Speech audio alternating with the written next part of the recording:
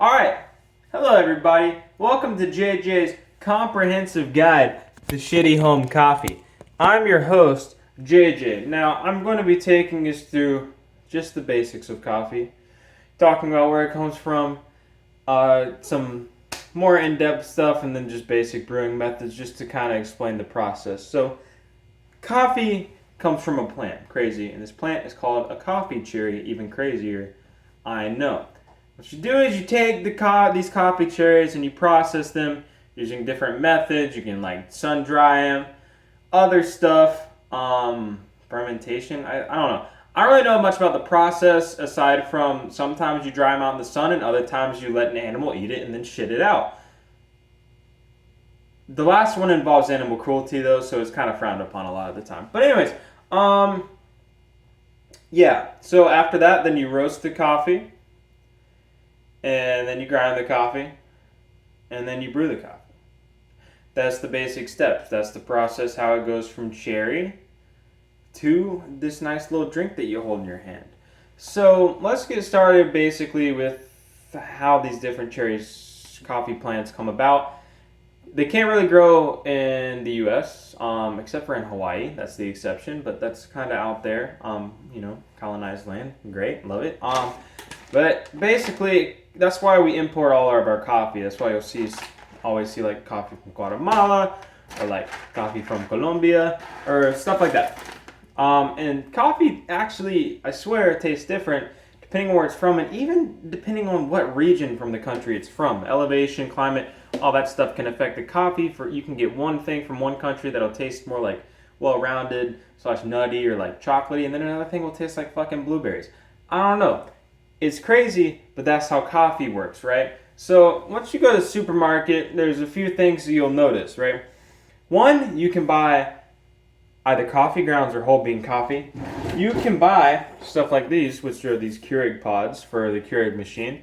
It's still ground coffee. It all boils down to that. And these different kinds of coffee work a little differently. Obviously, whole bean has not been grounded yet. You're going to need to do that yourself if you're getting whole bean coffee. Sometimes the supermarkets will have a coffee grinder. Like I know some things like Earth Fare and Sprouts. If you're getting coffee there, you can go ahead and grind it right there. But that's if they have a coffee grinder. If not, you're going to need yourself a blade grinder or a hand grinder. I'll always recommend a hand grinder over a blade grinder. It's a good forearm workout for one. And also the coffee grounds will be more consistently ground because a blade grinder doesn't really grind them. It just smashes them to pieces is really what's going on there. So that's that. Typically ground coffee stays fresh for a shorter amount of time, and that's simply because it oxidizes faster, more parts of the coffee are exposed to air, but again, it is very accessible. And you can always use ground coffee bags if you have a Keurig. You can get one of these little pods where you can put ground coffee into. Or if you have a drip coffee machine, you can use it there. And you can also use ground coffee with pretty much any other coffee brewing method. Pour over, you put the filter in, put the coffee in here, pour hot water over it, boom, you got coffee straight into the cup. I mean, look, either way you're going to be using ground coffee, but sometimes you are going to want whole bean coffee. For instance, if you're making mocha pot coffee, you're going to want a finer grind, and you can't really get that from pre-ground coffee.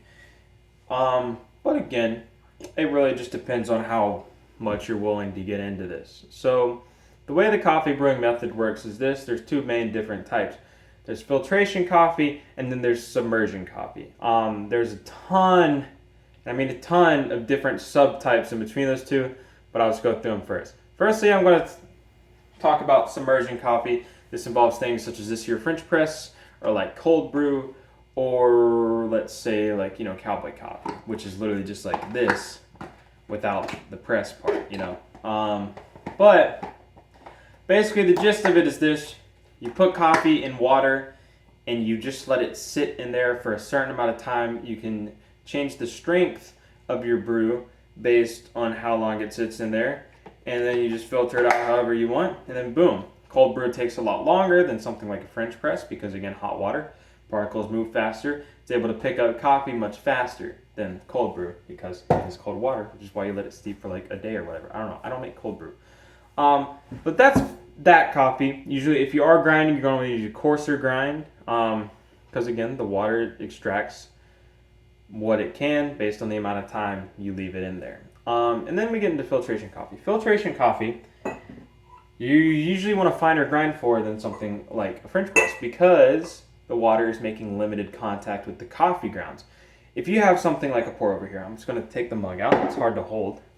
You put the filter in, and then you put the ground coffee in. Pour the water in. As soon as the water passes through, in this case using gravity, and it gets pushed out and just straight into the mug. It has limited time contact with it, and as such, sometimes you're going to want to finer grind for that. That's what I like about pour over, honestly, is that you can really adjust the grind and you're just brewing for a single cup most of the time. So it really lets you hone in what you're doing. But again, if you're using pre-ground coffee, like don't even worry about it. But something like a mocha pot makes something closer to espresso, so you're going to want to use a kind of finer grind for this. This actually doesn't brew using gravity pulling it down. This brews using pressure. So you actually put water down here, steam pressure builds up in here as you heat it, and then it pushes the water up, and then the water comes out into this. So the coffee grounds are actually in the middle here. Don't worry about that though. If you want a mocha pot video, I can make one, but I'm not doing it right now. So there's that. And then there's also obviously stuff like espresso, which is another pressure-based brewing method. There's percolation, which is, I don't know, it doesn't matter. These are all filtration methods, is basically what it is. The key here, again, is limited time contact with the coffee grounds. So you determine strength primarily using grind size in this case. So now that we've gone through how coffee is brewed, and again, I didn't mention instant coffee, but instant coffee I don't really know much about, but again, these operate differently. You can't just dissolve coffee grounds. They're not made for that. But that's the basics of brewing coffee. Again, if you want a more in-depth guide on a specific method, let me know. Then we get into the sugar, creamer, and the milk. One day some guy was like, damn, this tastes like shit. I'm going to put 2% milk in it, and it stuck. So the milk bit is where you actually get into a ton of different types of coffee drinks, right? Lattes, macchiatos, blah, blah, blah. All that kind of stuff is just espresso. The difference is how much milk or cream is in it, right? So typically if you're just using your basic filter coffee, right? It's less concentrated coffee. You don't want to dilute it down too much. So what you'll do is you put a little bit of creamer in there. Usually I don't see people putting like straight milk into filter coffee. Obviously can be done, but again, a lot of people use creamers such as half and half or like the powdered creamer or just, stuff like that. It's pretty good. Not my favorite though, but I like it. You can also use, let's talk about sugar and sweetener real quick. Sweetener is obviously more powerful than sugar, and it's worse. Some friends told me that, and then I switched to sugar, and I've stuck with it since. It's great because it's not as sweet, and so you can actually much more easily, sweeten your coffee a little bit without overdoing it. Sweetener, you can very easily do that. Then you get into the espresso drinks, which you can make with a more concentrated thing, such as like a mocha pot. And what those require you to do is, with the milk, you're going to want to steam it or froth it. Honestly, I can use a French press.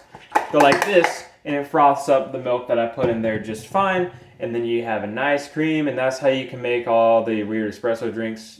I can't really make the different ones specifically with at-home materials, but that's basically the gist of that. And again, sugar isn't really ever required in any of those recipes, but I quite like it. What I like to do is, if I'm making the mocha pot stuff, is I will put the coffee in first and put the sugar in, mix it in, and then pour the milk on top. That way, because the whole bit is that the milk and coffee are actually separated at first, for the most part. So, anyways.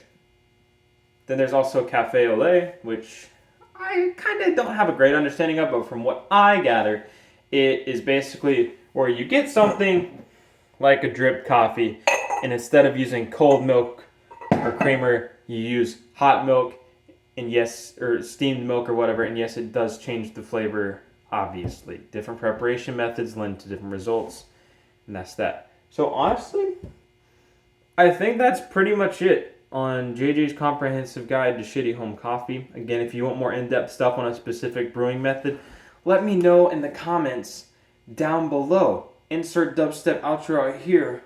Woo.